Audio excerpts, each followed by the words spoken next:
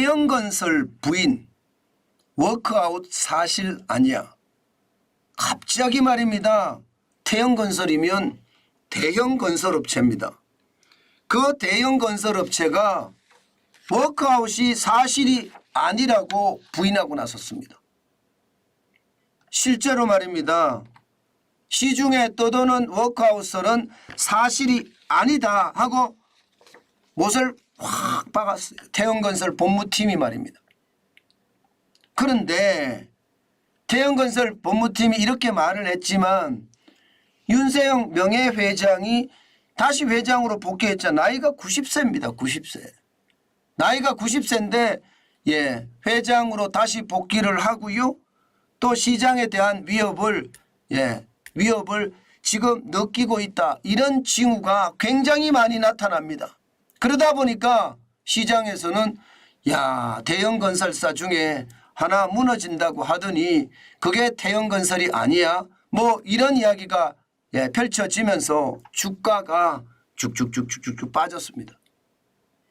물론 말입니다. 태영건설 본부팀이 아니다 이렇게 이야기를 하니까 좀 더 나아지기는 해요. 그렇지만 전체적으로 말입니다.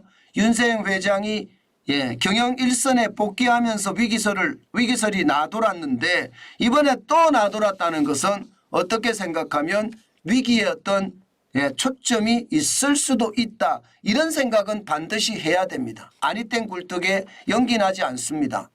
그것은 어떻게 생각하면요. 그만큼 말입니다. 그만큼 시장에서는 태영건설을 위험한 건설사로 보고 있다는 겁니다. 물론 법무팀은요. 우리 PF 대출 그렇게 많지 않아.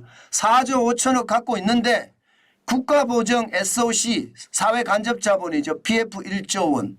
뭐 이건 걱정 없지 않느냐. 분양 75%가 끝난 PF 대출 1조 원 있다. 지금 나머지 PF가 2조 5천억 원인데 2조 5천억 원은 얼마든지 태영건설이 지금 그룹 전체로 책임질 수 있는 규모다. 그렇기 때문에 잘 운영해 나가면 그룹을 통해 자원도 지원받고 그러면 문제없는 규모다. 이렇게 계속 이야기를 하고 있는 겁니다. 그런데도 불구하고 자꾸 이렇게 말입니다. 태영건설에 대한 위기설이 불거져 나오는 데는요.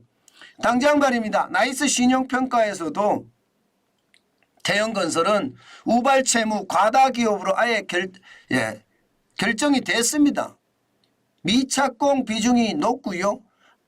PF 시장의 경색이 시작이 되면 재무 안전성이 크게 떨어진다는 그런 이야기를 내놓기도 했습니다. 롯데건설하고 태영건설 두 건설사는 말입니다. 그러니까 시장에서는요. 나이스 신용평가의 이야기를 더 들어주는 거죠. 그래? 그렇게 우발채무가 많아? 우발채무가 많으면 그만큼 태영건설도 위험이 되겠네. 이렇게 생각할 수 있다는 그런 뜻입니다. 그만큼 말입니다. 상황 자체가 나쁘고요. 또한 태영인더스트리라고 해서 말입니다. 그룹 내에 알짜 계열사도 지금 파른 상태예요. 그러니까 시장에서는 더 의심의 눈초리를 보낼 수밖에 없고요. 그 의심의 눈초리는 시장에 더 큰 충격으로 지금 다가오고 있는 거다. 그렇게 얘기할 수가 있는 겁니다. 그만큼 상황이 좋지 않다는 뜻이고요. 또한 말입니다. 한국신용평가에서 건설사볼 자기자본 대비 PF 보전 규모 이것도 따져봤는데요. 9월 말 기준으로 태영건설은 324.7%입니다. 롯데건설이 많다고 하지만 212.7%고요. 태영건설이 월등하게 많습니다. 현대건설 121.9%보다도 2배 이상이 많고요. 현대산업개발 77.9보다는 굉장히 많습니다. GS건설은 60.7밖에 안 됩니다. 그런 차원에서 따지면 지금 태영건설은 그만큼 위기선상에 있다. 이렇게 이야기하는 것은 그렇게 틀리는 것 같지는 않습니다. 물론 잘 극복하리라고 믿지요. 그러나 지금 말입니다. 금융감독원이 실질적으로 말입니다. 이게 구조조정하겠다. 특히 말입니다. 특히 PF 대출에 대한 구조조정을 하겠다. 이렇게 선언한 상태잖아요. PF 대출이 워낙 많으니까 총선 전에 하겠다 이렇게까지도 나왔습니다. 이거 자칫 잘못하면 터지거든요.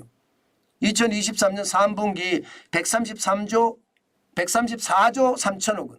여기에 연체율이 2.42%니까. 그러니까 이복현 금융감독원장이 하는 이야기와 지금 태형건설의 어떤 상황과 이것들이 다 맞물리니까 시장에서는 그래? 태형건설이 진짜 망할 수도 있는 거야? 금융감독원에서 부동산 PF 대출에 대한 구조조정을 단행하면 뭐 가장 큰 건설사 중에 태형건설이 위험하지 않을까? 뭐 이렇게 생각하는 것 저는 당연히 있을 수 있다고 봅니다. 그 바람에 여러분 태형건설의 주가도 말입니다. 뚝뚝 떨어집니다. 지난 2월 21일에 4,640원이었거든요. 그런데 12월 13일 3,270원이에요. 올해 들어 최저치입니다. 고점 대비해 보면 29.5%가 떨어졌고요. 1,370원이 빠졌습니다. 그러니까 시장의 우려감을 이제 씻어내는 길은 결국 태형건설의 재무구조가 안전하다는 것을 계속 나와야 된다는 것. 그것 외에는요. 지금 다시 한번 또 소문이 날 수도 있다는 것. 그것은 시장 전체의 불이익입니다. 사실 SBS가 있다고 해서 태형건설이 안 망한다 이런 것은 없습니다. 제가 말씀드렸잖아요. 내년 총선을 앞두고 말입니다. 어떤 정부적인 판단을 가지고 부동산 PF 대출을 들여다보지는 못한다고 말입니다.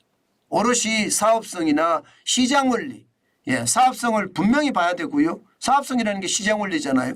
시장 원리에 의해서 구조조정이 돼야 된다는 것. 그렇게 되면 뭐 태형건설이 아니라 어떤 건설 회사라고 하더라도요. 자유롭지는 못하다. 그만큼 IMF 외환위기 때처럼 최악의 위기로 가지는 않을지 모르나 분명한 것은 PF 대출이 워낙 많기 때문에 충격이 올 수도 있다. 이렇게 생각할 수 있는 부분입니다. 여러분들하고 저하고 늘 말씀을 드렸듯이 시장을 계속 앞질러서 우리가 보고 있잖아요. 그런데 그 앞질러서 보는 그런 상황이 이제는요. 건설업체 출폐업 무더기 폐업 이야기를 하다가 이제는 대형 건설업체가 망한다 이런 이야기까지가 나오는 것을 보면 역시 시장은 위험하다. 그리고 시장의 어떤 상황은 지금 살얼음판이다. 이 정도로 결론 내는 게 맞을 것 같습니다. 투자는 진짜 조심하셔야 돼요. 건설회사는 다음에 투자 기회가 있을 거예요. 제가 봐서는요.